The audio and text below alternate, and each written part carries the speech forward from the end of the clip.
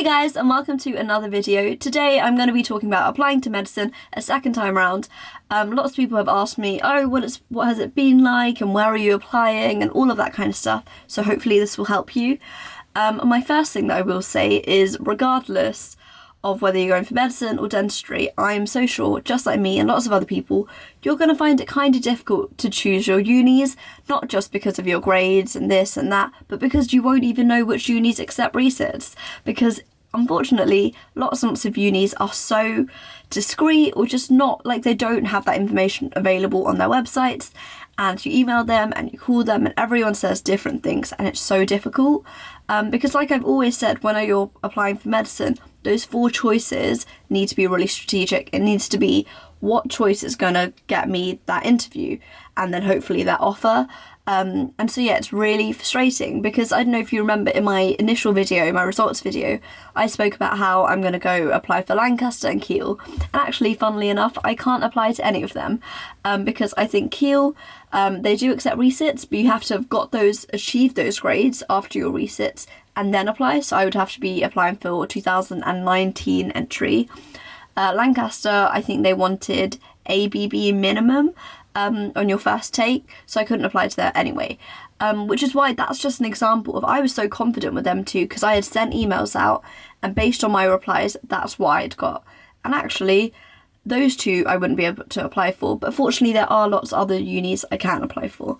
So yeah, that's my first thing. I just had to do lots of research. In fact, I spent a whole day calling up every single uni in the UK that offers medicine and being like, hi, these are my grades, this is my kind of plan, would that be okay for your university? And that can be a bit painful considering, like, I don't know, like 20 unis in the UK don't accept resits. And so for a lot of the time I was hearing, sorry, no, we won't allow you, sorry, we don't let that happen, sorry, no, sorry, no, sorry, no, so many times, which is a bit painful. But fortunately there were some unis that did offer resits or allow me to take my resits.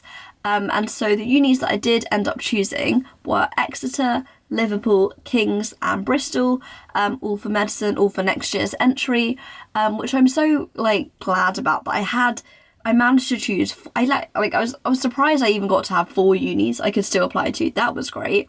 And on top of that, they're all really great unis. I think when you're in the position that I was in, I wouldn't really care about which uni, whether it was Russell Group or this or that, whether it's London or not London, any of that. I was very much just like, give me a uni that will accept me. But yeah, I was lucky to get 4 really great unis, all Russell Group. They all kind of accept me, and that's really nice and really great. So yeah, that's where I've kind of went. And in terms of my backup, I chose Newcastle to do biomed, because actually after your first year of biomed there is an option for you to possibly try and transfer to med, and so that's my backup. Hopefully we don't get to that, but that's always there. But yeah, so that's kind of what it's been about. That's what I ended up choosing. And in terms of actually applying, getting the choices out and done with, I had those choices done at the end of September and I was happy. The next thing I had to look into was my personal statement. Honestly, I didn't actually change a lot of my personal statement just because it got me through last year. Although saying that, the unis I chose last year were pretty much all UK CAT unis, and so they probably didn't even look at my personal statement. They probably just looked at my score, went, good, cool, you're on to your interview. Whereas these unis, something like Exeter is very much, they look at your predicted grades. King's is very much UK CAT. Bristol is very much personal statement, and I'll get back to Bristol. Liverpool is very much predicted grades.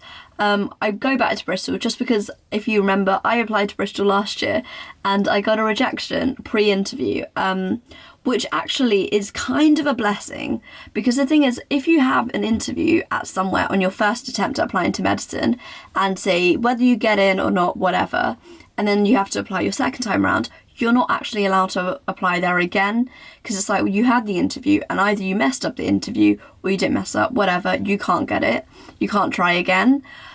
Because with Bristol, it's just my personal statement that was wrong, and I can easily tweak that and hopefully get an interview. So basically, if I had an interview at Bristol last year, I wouldn't be able to apply this year, and I need to apply because I need a place. So yeah, in a way, it's a good thing I didn't get in last year. But yeah, so that's how I'm doing this year. yeah, so with my personal statement, obviously there had to be some things taken out, because I had to put I think it was for Liverpool and Exeter, they wanted me to talk about my gap year, why I'm on a gap year, what I plan to do.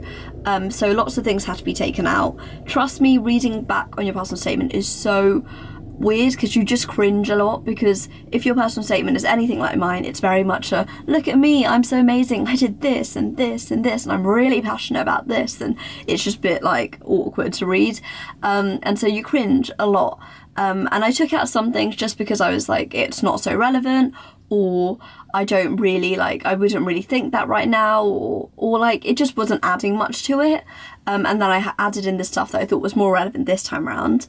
And yeah, so in terms of kind of tweaking all of that stuff, that wasn't too much of a pain actually. In fact, I did it in like the day before or the day before that, like in 2 days space, I got that done with, which compared to last year is so much better. I think last year I spent like hours, like days, weeks on my personal statement. So yeah, this time around was a lot better. But yeah, so I sent it off. I went to my school literally the day before, which was weird because once again last year we all made sure we sent it off like a month before, like something like 3 weeks before, whereas this time around I was just like the day before, which is a bit intense. But I got it done. My teachers were chill with it. I was happy with it. I think I was just relieved I got it out of the way. I was like, it's gone, don't need to focus on that. I have heard back, not from any of the med ones, but Newcastle have given me a conditional offer, which is all good. My backup's there. So it's a bit like how it was last year with York. And yeah, that's kind of how it's been. And that's sort of the application side of things. That's all done. It wasn't too bad. I think the main thing is like the emotional side of things. Just about getting myself pumped about medicine again. Because as you can imagine, I was so passionate about it. I was so like excited for it last year. And I kind of look at it almost like a relationship. If you've ever been in a relationship and say you got dumped and it was like a really bad ending and oh no, and you're really upset. And then you're going into a new relationship and you're worried about getting dumped again. Same kind of thing, obviously a bit more serious maybe, I don't know. But you know, it's because, you know, I was in that space last year where I was so happy and I was so excited about going for medicine. And then what happened on results day was like the worst pain ever, and I was absolutely devastated for a really long time. And I was really hurt, and now I'm going to do that thing and put myself in that position again. And obviously this time I'm hoping it goes out well. So I think part of me is kind of apprehensive because I'm like, I don't want to be upset again and really just devastated and depressed. Like I don't want to get into that position again. But I'm kind of telling myself, gotta go back into it, gotta kind of ignite that spark again. That's what I'm kind of getting myself to do. And I'm trying to just keep myself like in a medicine mindset, and keep myself like passionate about it, because I think, and I'm sure lots of people probably feel like this, and especially because lots of my friends off at uni, it's not even like we're at school and we're going to things together or we're talking about it. It's very much just me and kind of self-motivating myself about it, which is weird. But I suppose in terms of kind of motivating myself, I would say just kind of watch talks on it, read the news a bit more, try and get some work experience, do some volunteering, and kind of get back to the reason of why I want to go for medicine. I'm going to keep that kind of fuel going, because it is difficult, I think. It kind of feels like you had this burning fire and someone just threw a cold bucket of water and it's just damp and you got to build that fire up again. So yeah, enough with analogies. But yeah, that's just how I've been feeling. But yeah, generally speaking, in terms of my gap year and how it's been going, so much better, like 1,000 times better. How I am right now compared to like beginning of September is miles and miles away. I feel so much more settled.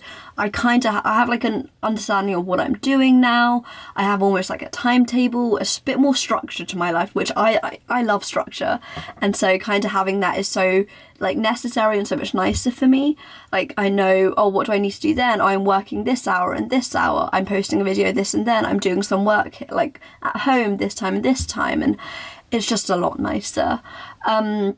And I went to go see this show that I spoke about in last time's video. It was really great, and it was actually really nice. I went to see, I don't know if I mentioned, it was Five Guys Named Mo, and it was in London, and it's on the theatre, and it's something I never would have done last year, like go all the way up to London, watch something by myself, come home by myself, all of that. I would have just thought, oh no, that's just weird, or I wouldn't be comfortable doing that, or it's just like I would need a friend there. But this year I was like, look, I'm going to do it. And it was really good. And it's something, honestly, I recommend to anyone, gap year or not gap year, do something like that. Put yourself out there, because I really enjoyed it. The show was amazing. I got speaking to people who were also in that similar-ish position, went on their own. And it was great, just like talking to other people, making friends, and the whole experience was so positive. So honestly, I recommend that to you guys. Put yourself out there and try doing something on your own for a bit, and you might actually really like it. So I did that. That was really good. And also, I just want to say a little bit of a shout out to a group of people who have made the last few months so much better. And we don't even have a group name, I just realised. But basically, as I spoke about before, there's a gap year medics group chat that we have, and within that there's about 10 people who we Skype, and like almost every single night. We haven't Skyped in a while now, but we have Skyped hours, probably over 30 hours in the last 2 months, probably more than that. And I'm giving them all a shout out because they're all forcing me to do it. So I've got it written down because I was terrified of missing anyone out, so no particular order. To Wint, Vic, Umar, Zaid, Mo, Aman, Anna, Amy, Serena and Ashini, to all of you guys.